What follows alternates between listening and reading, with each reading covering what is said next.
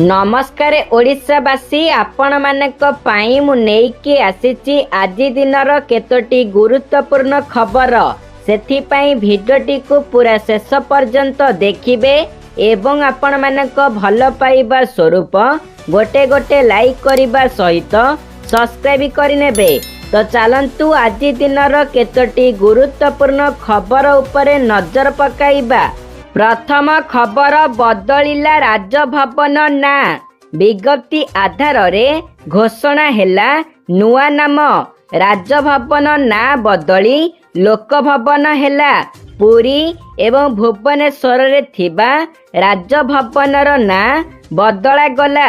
भुवनेश्वर राजभवन ना बदलाई रखा गला लोकभवन भुवनेश्वर। सेहीपरि पुरी राजभवन ना बदलाई लोकभवन पुरी रखा जाइछि। केंद्र गृह मंत्रालय विज्ञप्ति आधार रे एही निष्पत्ति नेइछि। परवर्ती खबर कृषकंक पाई खुशी खबर 6000 रु बढ़ी 9000 मिलिब टंका प्रतिवर्ष संसद रे उपस्थापित केंद्रीय बजेट को देशर लक्ष लक्ष चाषी उत्साह सहित अपेक्षा करती। कृषि खर्च एवं मुद्रास्फीति वृद्धि मध्यरे चाषी माने सर्वदा सरकारंक ठारू अतिरिक्त आश्वस्ति आशा करती। सांप्रतिक रिपोर्ट अनुଯାयी आगामी केंद्रीय बजेट चाषींक मुहरे हस फुटाई पारे। केंद्र सरकार एहार सबुठारू महत्वाकांक्षी योजना मध्यरू गोटिए प्रधानमंत्री किसान सम्मानिधि योजनार परिमाण रे एक उल्लेखनीय वृद्धि करने विचार करुथिबा चर्चा हेउची। गणमाध्यम रिपोर्ट अनुଯାयी जदि सबु किछि योजना अनुଯାयी हुए तेबे चाषी मानकु वार्षिक सहायता 6000 रु 9000 किंबा ताठारू अधिक वृद्धि पाई पारे। परवर्ती खबर बदलिला प्रधानमंत्री कार्यालयर नाम एबे सेवा तीर्थ नाम रे जना जीव। सूचना मुताबक बदलिला प्रधानमंत्री कार्यालय पीएमओ रो नाम एबे एहाकू सेवा तीर्थ नाम रे जना जीव। एहार उद्देश्य शासन रे सेवार भावना को बढ़ाइबा। एही परिवर्तन केवल गोटिए नुहे देशर अनेक सरकारी भवन एवं रास्तार नाम को किछि दिन भितरे परिवर्तन करा जिवो। सेहीपरि केंद्र सचिवालयर मध्य नुआ नाम होइछि। एबे केंद्रीय सचिवालयर नाम कर्तव्य भवन नाम रे जनाशुना हेबो। सरकारंक कहिबा मुताबक एही परिवर्तन केवल नाम जाए सीमित नाही बरं सरकार जनतांक सेवा पाई उत्सर्गीकृत बोली वार्ता हेउची। एही परिवर्तन शासन को प्राथमिकतार नुआ विचार को दर्शाई थाए। सेहीपरि समग्र देश रे थिबा राजभवन नाम परिवर्तन करा जाई लोकभवन करा जाइछि। परवर्ती खबर छोट पिलांकु सोशल मीडिया मना ब्यान कले ऑस्ट्रेलिया सरकार। आजिकाली छोट पिलाठू आरंभ करी वयस्कंक पर्यंत समस्ते सोशल मीडिया व्यवहार करुछंती। विशेष करी छोट पिला माने सोशल मीडिया प्रति एते जड़ित होई जाइछंती जहाकू रोकिबा मध्य काठीकर पाठ। तेबे सोशल मीडिया को छोट पिलांक ठारू दूरेई रखिबा पाई एक बड़ पदक्षेप नेइछि ऑस्ट्रेलिया। 16 वर्षरु कम बयसर पिलामानक पाई विश्वरे प्रथमे सामाजिक गणमाध्यम निषेध करिछि ऑस्ट्रेलिया। एही निषेध नियम कार्यकारी हेले 16 वर्षरु कम बयसर ऑस्ट्रेलिया पिलामानक द्वारा रखा जाइथिबा 10 लक्षरु अधिक सामाजिक गणमाध्यम अकाउंट गुड़िक निष्क्रिय होइजिब बोली कुहा जाउची। आगामी डिसेम्बर 10 तारिख रु ऑस्ट्रेलिया रे एही नियम लागू हेबो। 16 वर्षरु कम बयसर व्यवहारकारी पाई फेसबुक स्नैपचैट एवं यूट्यूब संपूर्ण निषेध कराଯାଇଛି। नियम उल्लंघन कले 49.5 नियुत ऑस्ट्रेलिया डॉलर अर्थात 32 नियुत डॉलर पर्यंत दंड भोगिबाकू पड़िबो बोली सूचना मिलिछि। परवर्ती खबर सबु स्मार्टफोन रे संचार साथी आप रहिबा बाध्यतामूलक। भारत रे मोबाइल सुरक्षा को सुदृढ़ करिबा एवं ऑनलाइन ठकेई को रोकिबा पई दूरसंचार विभाग एक नूतन निर्देश जारी करिछि। सरकारक टेली जोगाजोग विभाग भारत रे बिक्री हेउथिबा किंबा बाहरु आसुथिबा समस्त स्मार्टफोन गुड़िकरे संचार साथी आप पूर्वरु इंस्टॉल हेबाकू बाध्यतामूलक करिछि। एही आप को फोन रु हटाई जाई पारिबो नाही। सोमवार डीओटी एही निर्देशनामा को समस्त मोबाइल कंपनी एवं आमदानीकारी को जारी करिछि। संचार साथी आप मोबाइल व्यवहारकारी को सुरक्षा प्रदान करे। जदि कोनोसी फोन हजि जाए किंबा चोरी होई जाए तेबे किछि मिनिट मध्यरे रिपोर्ट करिबा एवं ब्लॉक करिबा संभव।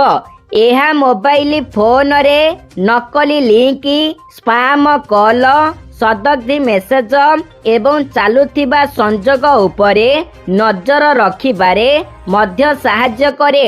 एही आपर विशेषत्व हेउछि जे व्यवहारकारी मानंकु आउ IMEI नंबर मने रखिबार असुविधार सम्मुखीन हेबाकू पड़िबो नाही। सरकारक एही नियम एप्पल, सैमसंग, शाओमी, ओप्पो और वीवो परी समस्त बड़ कंपनीर स्मार्टफोन उपरे लागू करा जाइछि।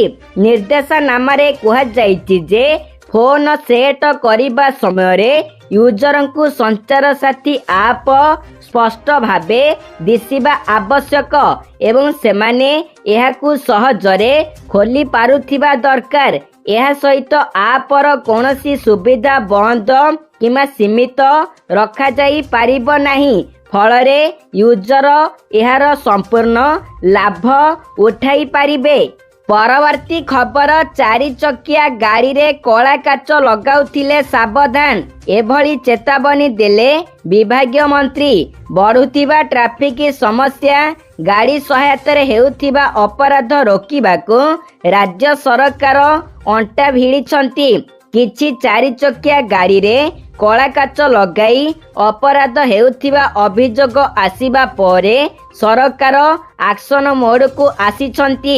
एने सरकार कला काच लागिथिबा समस्त 4 चकिया गाड़ी को अटकाई दंडित करबाकू ट्रैफिक विभाग को निर्देश देइछंती। एहा परे ट्रैफिक तरफरु कार्यानुष्ठान जोरदार हेउची। एने गृहरे बीजेडी विधायक अनंत नारायण जेनाक एक प्रश्नर उत्तर देई विभागीय मंत्री विभूति भूषण जेना कहिसंती कि जनवरी 2024 रु अक्टोबर 2025 मध्यरे 214टी कला काच लागिथिबा गाड़ी मालिकंक विरोधरे कार्यानुष्ठान होई ई चालान कटा जाइछि। सेथि मध्यरु भुवनेश्वर रे 162टी गाड़ी अंतर्भुक्त। 20टी गाड़ी मालिकंक ठारू 500 टंका लेखाए 1 लाख टंका जोरिमाना आदाय करा जाइछि। अवशिष्ट 194टी गाड़ी मालिकंक विरोधरे प्रोसिक्यूशन रिपोर्ट मजिस्ट्रेट निकटरे विचार पाई रहिछि। परवर्ती खबर, बजार रे बुलुची नकली औषध कहिले स्वास्थ्य मंत्री। सूचना मुताबक विधानसभा अधिवेशनर 5म दिन रे प्रश्नकाल स्वाभाविक रहिछि। गृहरे विभिन्न विभागर प्रश्न उपरे आलोचना हेउछि। पंचायत राज पानीय जल विभागर रहिछि प्रश्नकाल। एथि सहित गृह निर्माण और पौर उन्नयन विभागर प्रश्नकाल रहिछि। तेबे विधानसभा रे स्वास्थ्य मंत्री लिखित उत्तर रे कहिसंती जे बजार रे बुलुची पुळा पुळा नकली मेडिसिन 4 वर्ष रे जबत हेलानी। 168ଟି ନକଲି ଔଷଧ 388 ନିମ୍ନମାନର ମେଡିସିନ ମଧ୍ୟ ଜବତ ହୋଇଛି। ବଜାରରୁ 4 ବର୍ଷରେ ମୋଟ 2.5 କୋଟିର ନକଲି ମେଡିସିନ ଜବତ ହୋଇଛି।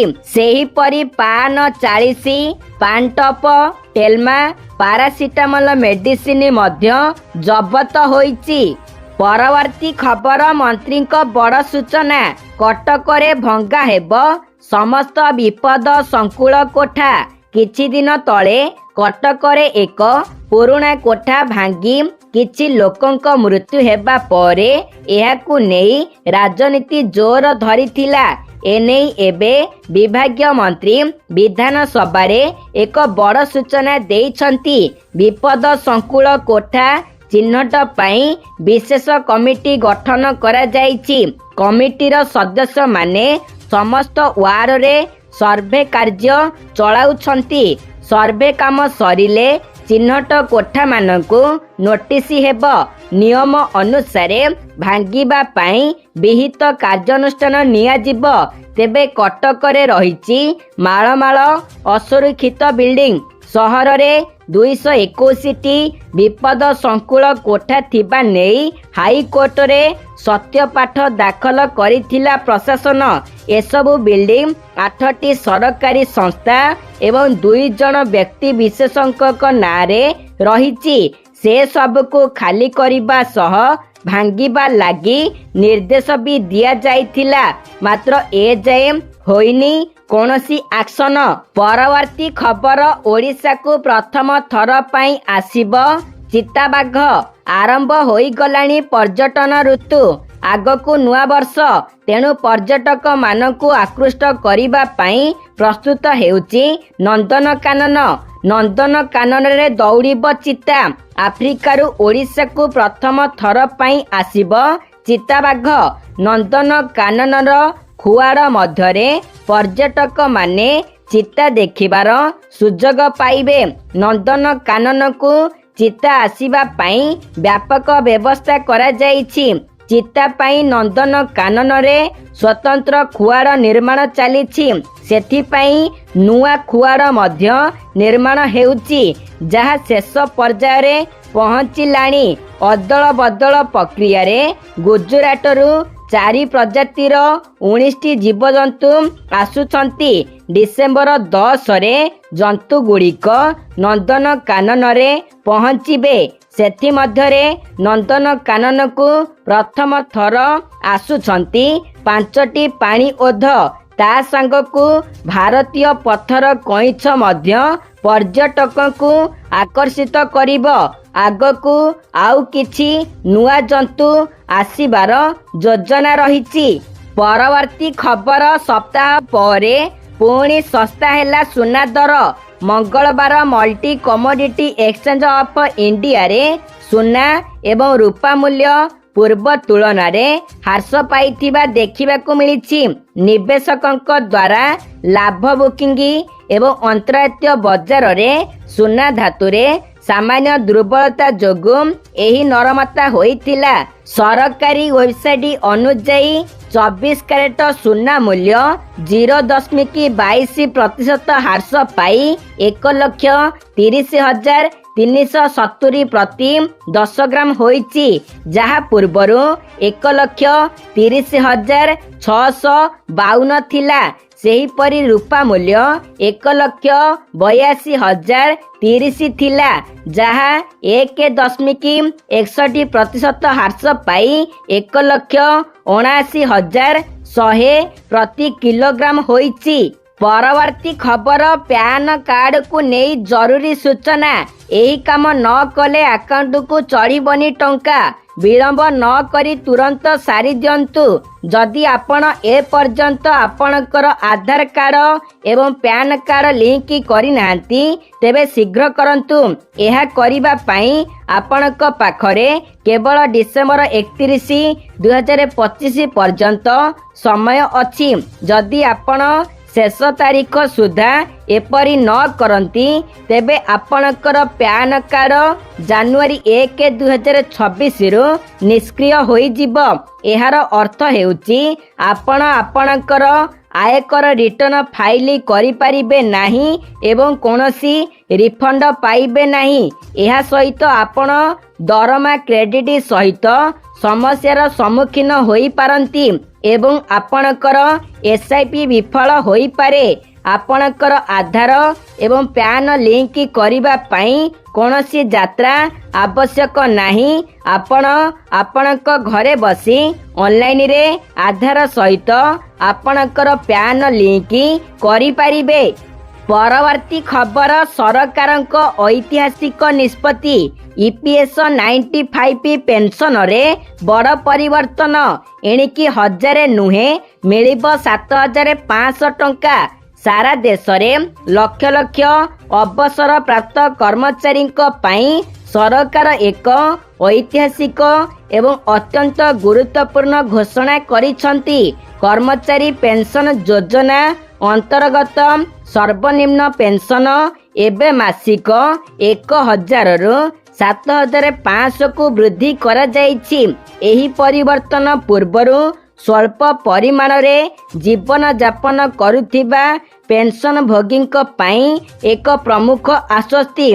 वर्धित मुद्रास्फीति एवं दैनंदिन आवश्यकता को विचार को नहीं एही पदक्षेप को सामाजिक सुरक्षा रे एक प्रमुख उन्नति बोली विवेचना करा जाउछि।